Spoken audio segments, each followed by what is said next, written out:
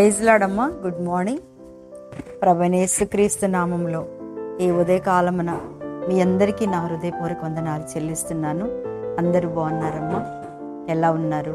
దేవుని యొక్క సన్నిధానంలో మనందరినీ ఈరోజు దేవుడు చక్కగా ఆరోగ్యంగా లేపి ఆయన కృపలో నిలబెట్టిన దేవదేవునికి మహిమ కలుగునుగాక.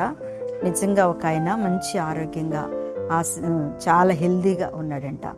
అయితే వాళ్ళు మంచిగానే రాత్రి అందరూ కలిసి చక్కగా కూర్చొని ఫ్యామిలీతో భోజనం చేసి ప్రార్థన చేసుకుని పడుకున్నారంట. కానీ తెల్లారికి ఆ ఇంటి యజమానుడు లెగట్లేదంట. ఎంతసేపటికి లెగకపోయేసరికి ఏంటి లెగట్లేదు అని లేపి చూస్తే అతను చనిపోయి ఉన్నాడంట. నిజంగా ఎందుకు అలా చనిపోయాడు అంటే రాత్రి హార్ట్ అటాక్ వచ్చేసింది. దేవుని బిడ్డలారా, ఈ కరోనా ఇంజెక్షన్స్ వేసిన దగ్గర నుంచి కూడా హార్ట్ అటాక్లు ఎక్కువైపోయినాయి కదండి. అందుకే అంటారు, మనం ఈ రోజున లేచి దేవుణ్ణి స్తుతిస్తున్నాము అంటే అది కేవలం దేవుని యొక్క కృప. మన భక్తిని బట్టో లేకపోతే మన మంచిని బట్టో దేవుడు మనల్ని సజీవంగా ఉంచట్లేదు. కానీ ఈరోజు మనల్ని ఈ రీతిగా కాపాడిన దేవదేవునికే మహిమ కలుగునుగాక. ఆమేన్. ఉదయకాలంన ప్రభు మీ ఇంట్లోకి వచ్చారు, మీ ప్రార్థన విన్నారు, మీ స్తుతి యాగాన్ని, మీ బలి అర్పణను, మీ కన్నీటి ప్రార్థనను ఉదయకాలంన దేవుడు ఖచ్చితంగా ప్రార్థనలో మీకు ఒకవేళ సూచన తెలిసే ఉండొచ్చు కదా. నేను ఉదయకాలం కానీ మధ్యాహ్నం కానీ సాయంకాలం కానీ నేను ప్రార్థన చేస్తున్నప్పుడు ఒకలాంటి స్మెల్, ఒకలాంటి వాసన నా దగ్గరికి వచ్చేస్తుంది. ఏంటంటే అది తైలపు వాసన లేకపోతే పొగ వాసన. అంటే మన నాకు అనిపిస్తుంది, ఓహో నేను కళ్ళు మూసుకోగానే దేవుని ఆత్మ నా దగ్గరికి వచ్చింది, ప్రభు నా దగ్గరికి వచ్చారు, నేను ప్రార్థన చేసినప్పుడు స్తుతిస్తున్నప్పుడు దేవదూతలు వచ్చారు అని నాకు అనిపిస్తుంది. ఎందుకంటే అమ్మ అది ఒకవేళ కొంతమంది అంత పరిశుద్ధులా అనుకుంటా, అలా అనుకోవద్దు. ఎందుకంటే దేవుడు ఎలా ఏ సమయంలో ఆయనకి పరిశుద్ధులు అని మనుషులు ఎంచొద్దు కదా. నా ప్రార్థన టైంలో నాకు కనబడేది వినపడేది మీకు చెప్తున్నా. అలాగే మీరు ప్రార్థన చేసేటప్పుడు కూడా ఏదైనా మీకు సూచన కనపడవచ్చు. మీకు మంచం దగ్గర ప్రార్థిస్తే మంచం కదిలినట్టు అనిపించవచ్చు. నేను అలా ప్రార్థిస్తే ఎవరో వచ్చి మెదిలినట్టు అనిపిస్తుంది. మీరు తెల్లవారుజాను ఏదో ప్రార్థన చేసి ఏదైనా సప్పుడైనట్టు అనిపించవచ్చు. అలాంటి టైంలో ఎవరు వస్తారో తెలుసా? మన దగ్గరికి దేవుడు వస్తాడు, దేవుని దూతలు వస్తారు. ఏదన్నా శబ్దమైనట్టు అనిపిస్తుంది కదా, ఆ శబ్దమే దేవుడు మీ దగ్గరికి వచ్చాడని ఉదయం కానీ సాయంకాలం కానీ మధ్యాహ్నం కానీ మనం ఎప్పుడు ప్రార్థనకి మోకరించినా ఇలాంటి శబ్దాలు వస్తూ ఉంటాయి, ఇలాంటి వాసన స్మెల్ వస్తూ ఉంటుంది, ఇలాంటి అలికిడవుతూ ఉంటుంది. అది సైతాను వస్తుందని మాత్రం ఎప్పటికీ మీరు అనుకోవద్దు. ప్రార్థన చేసేటప్పుడు సాతాను రాదు, దేవుని దూతలు, దేవుని ఆత్మలే, దేవుని ఆత్మే మన దగ్గరికి వస్తుంది. ఆమేన్. హల్లెలూయా. మంచిదిరా. వాగ్దానం కొరకు ఎదురు చూసినటువంటి మీ అందరికీ దేవుడు ఈరోజు మాట్లాడుతున్న ఒక చిన్న మాట. 2వ దినవృత్తాంతాల గ్రంథము 29వ అధ్యాయాన్ని నేను చదువుతున్నాను. 29వ అధ్యాయము 3వ వచనాన్ని చదువుతున్నాను. అతడు తన 2వ అధ్యాయం చదువుతున్నాను. అతడు తన పితరుడగు దావీదు చర్య అంతటి ప్రకారం యెహోవా దృష్టికి యథార్థముగా ప్రవర్తించెను. అతడు తన ఏలుబడి యందు మొదటి సంవత్సరమున మొదటి నెలను యెహోవా మందిరపు తలుపులు తెరిచి వాటిని బాగు చేశాను. దేవుడు ఎంత అద్భుతం అంటే, హిజ్కియా గురించి ఇక్కడ చక్కగా దేవుడు మనతో మాట్లాడుతున్నాడు కదా.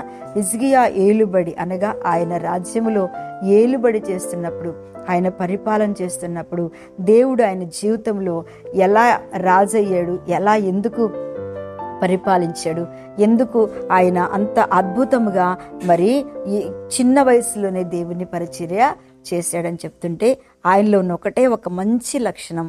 ఎందుకంటే యెహోవా దృష్టికి అతడు యథార్థంగా ప్రవర్తించాను. దేవుని బిడ్డలారా, నిజంగా యెహోవా దృష్టికి చూడండి, మనుషుల దృష్టికి కూడా యథార్థంగా ప్రవర్తించినట్టయితే మనుషులే మన కొరకు సాక్ష్యం చెప్తారు. అమ్మో వాళ్ళు యథార్థవంతులండి, వాళ్ళు ఖచ్చితంగా నిజమే చెప్తారు, అబద్ధం చెప్పరు అని చెప్తారే. అలాంటి సాక్ష్యము దేవుని దగ్గర ఈయన పొందుకున్నాడు. దేవుని దగ్గర ఉన్న సాక్ష్యం ఏంటంటే అతడు ఏలుబడిలో యథార్థముగా ప్రవర్తించాడు. యథార్థంగా ప్రవర్తించి ఏం చేశాడట? మూసేసిన దేవుని అప్పటి వరకు ఆశ మూసేసినటువంటి ఆ యొక్క మందిరపు తలుపులు మూసేసి విగ్రహాలను పెట్టేసి ఆయనకి ఇష్టం వచ్చినట్టుగా ప్రవర్తించేసి నేనే రాజుని కదా అని ప్రవర్తించినప్పుడు వాటన్నిటిని కూడా ఈ హిజ్కియా ప్రారంభించినప్పుడు వాటిని అన్నిటిని కూడా ఏం చేశారు తెలుసు? అందుకని అసలు ఆ పేలుబడిలో రాజులు ఉండవలసిన సమాధిలో కూడా అతను లేడంట. ఎందుకంటే అతన్ని దేవుడు ఎంతగా తగ్గించాడో మనం చూడాలి. ఇక్కడికి వచ్చి యెహోవా దృష్టికి యథార్థముగా ప్రవర్తించాను. దేవుని బిడ్డలారా, ఈ రోజు మనతో మాట్లాడు 15వ దావీదు కీర్తనలో ఉంటది, యథార్థవంతులు తమ గుడారములో నివాసము చేసేదరని. దావీదు కీర్తన 15లో కూడా ఉంది. యథార్థవంతులంట దేవుని గుడారంలో అతిథులుగా ఉంటారు అని చెప్పింది. మనం ఈ రోజున ఈ వాక్యం వింటూ ఏకీభవిస్తున్న దేవుని బిడ్డలారా, యథార్థంగా బ్రతుకుదాం. యథార్థమైన ప్రవర్తన కలిగి హృదయపూర్వకంగా నిజము పలుకు వాడే అట్టివాడు యోగుని యందు భయభక్తులు గలవాడేని వాక్యం చెప్పినట్టుగా యథార్థత అనే వరం ఎంత అద్భుతమైనదో తెలుసా? మనందరి జీవితాలలో యథార్థం అనే వరాన్ని మనం కలిగి ఉందాం. ఏం కాదు, ఈ భూమి మీద మనం ఎన్ని రోజులు జీవిస్తామో తెలియదు. యథార్థంగా మాట్లాడితే అమ్మో ఎన్నో అనార్థాలు వస్తాయి అనుకుంటాం, కానీ ఎవ్వరి కోసం మనం భయపడద్దు. దేవుని దృష్టికి యథార్థమైన ప్రవర్తన, యథార్థమైన జీవితము, యథార్థమైన భక్తి, యథార్థమైనటువంటి జీవితాన్ని కలిగి ఆయన మందిరపు తలుపులు అట్లా తెరిచాడు అంతే. అప్పుడు దేవుని కృప ఆయన మీదకి దిగి వచ్చింది. దేవుని పని చేయటం ప్రారంభించాడు. అప్పుడు దేవుడు ఎంతగా ఆయన ఆశీర్వదించాడంటే ఆ కుష్టి వ్యాధి నుంచి, అంటే ఆ కన్నీళ్ళ నుంచి కూడా ఆయన అందుకే ఒక దగ్గర అంటాడు కదా, ఏమని అంటాడు చెప్పండి?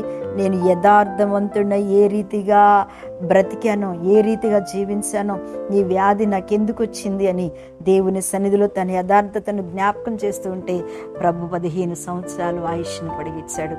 మన జీవితంలో కూడా ఈ రోజు నీ వాక్యం వింటున్న మీ అందరూ హృదయపూర్వకంగా ఉండండి, యథార్థంగా ప్రవర్తించండి. తప్పకుండా దేవుని ఆశీర్వాదాలు, తప్పకుండా దేవుని కృప, తప్పకుండా దేవుని స్వరం మనం వింటాం.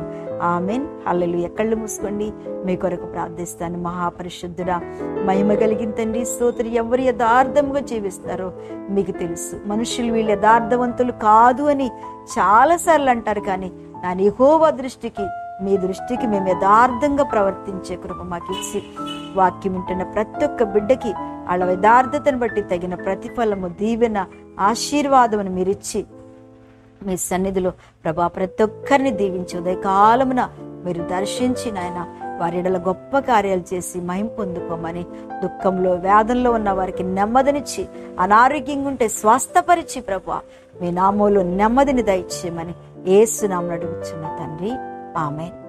ప్రైజ్ లార్డ్ అమ్మ. దేవుడు మిమ్మల్ని దీవించును గాక. ఆమేన్.